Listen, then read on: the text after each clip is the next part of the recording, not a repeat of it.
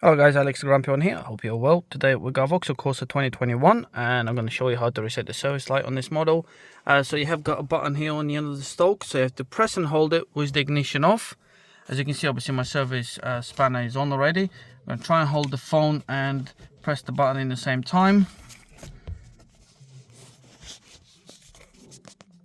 Right, so I got my finger on the button, turn the ignition on now, and you should get 10 seconds countdown, as you can see there. So just wait for it to go off.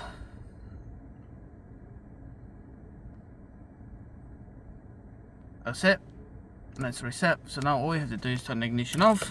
As you can see, the orange spanner's already disappeared. Turn it back on, and your service light has been reset.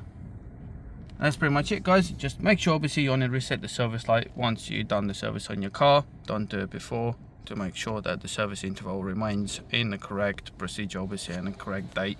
Thank you very much for watching this video. Have a good day. Bye.